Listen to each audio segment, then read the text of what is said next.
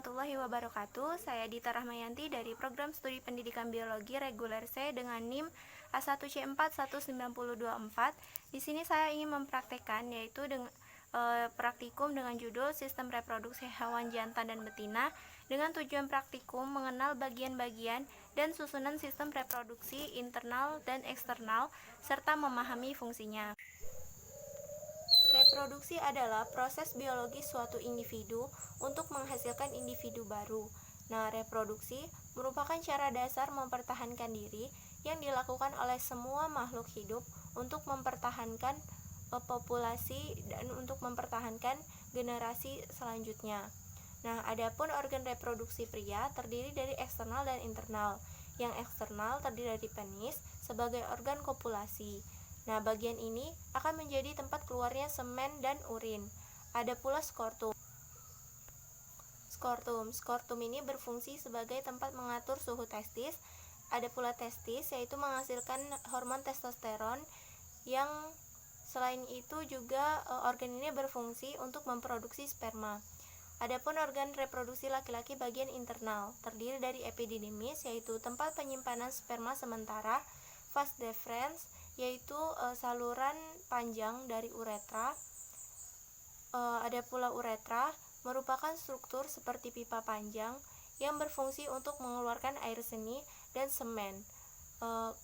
Ada pula vesika seminalis yang bentuknya merupai kantong yang menempel pada vas deferens dan berada di dasar kandung kemih, yang berfungsi memberi energi pada sperma. Reproduksi wanita. Reproduksi wanita terdiri dari eksternal dan internal. Yang eksternal, labia mayor.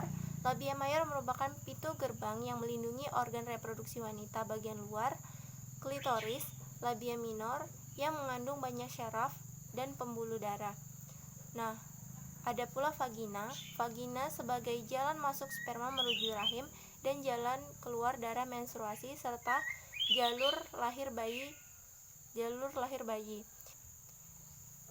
Dan ada pula organ internal, yaitu uterus. Uterus atau rahim adalah suatu ruang kosong yang berbentuk seperti buah pir dan berfungsi sebagai tempat berkembangnya janin. Ada pula tuba fallopi. Saluran ini merupakan jalan bagi telur dari ovarium ke rahim serta tempat terjadinya pembuahan telur oleh sperma.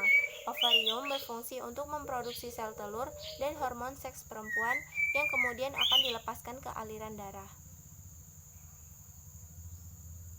Menurut Samsu 2020 mengatakan berdasarkan alat kelaminnya, ikan nila jantan memiliki ukuran sisik yang lebih besar daripada ikan nila betina. Nah, alat kelamin ikan nila jantan itu berupa tonjolan yang agak runcing yang berfungsi sebagai muara urin dan saluran sperma yang terletak di depan anus. Nah, jika diurut, perut ikan nila jantan akan mengeluarkan cairan bening atau cairan sperma terutama pada saat musim pemijahan. Sementara itu, kalau ikan nila betina mempunyai lubang genital terpisah dengan lubang saluran urin yang terletak di depan anus. Untuk alat-alat dan bahan, yaitu digunakan pisau yang tajam untuk membedah, nampan untuk alasnya,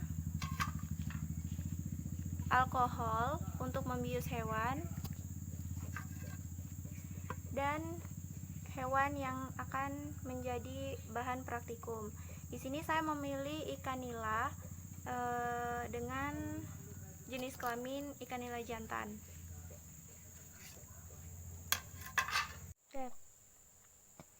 Pertama-tama kita taruh ikan di nampan dan kita bedah.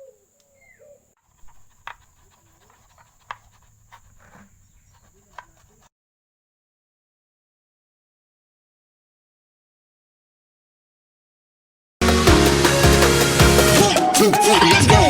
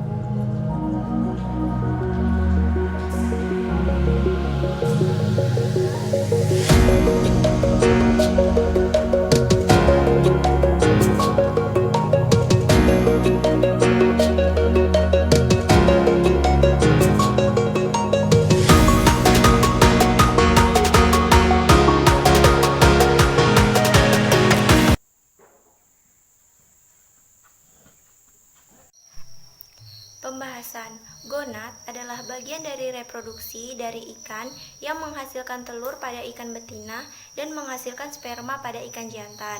Nah, ikan ini biasanya mempunyai sepasang gonad dan jenis kelaminnya umumnya terpisah. Menurut Hayati 2019, ovarium pada kelompok Telostei terdapat sepasang ovarium yang memanjang dan kompak. Ovarium terdiri dari oogonia dan jaringan penunjang atau stroma. Mereka tergantung pada bagian atas rongga tubuh dengan perantara mesofaria di bawah atau di samping gelembung renang. Untuk ukurannya, ukuran dan perkembangannya pada rongga tubuh bervariasi dengan tingkat kematangannya. Pada keadaan matang, ovarium bisa mencapai 70% dari berat tubuhnya. Sebagian besar pada waktu masih muda, biasanya ovarium ini berwarna keputih-putihan dan akan menjadi kekuning-kuningan pada saat matang. Testes atau gonad jantan bersifat internal dan bentuknya longitudinal, pada umumnya berpasangan.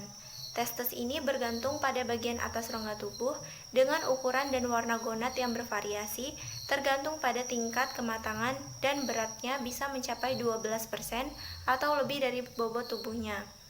Kebanyakan testes berwarna putih dan kekuning-kuningan dan bertekstur halus.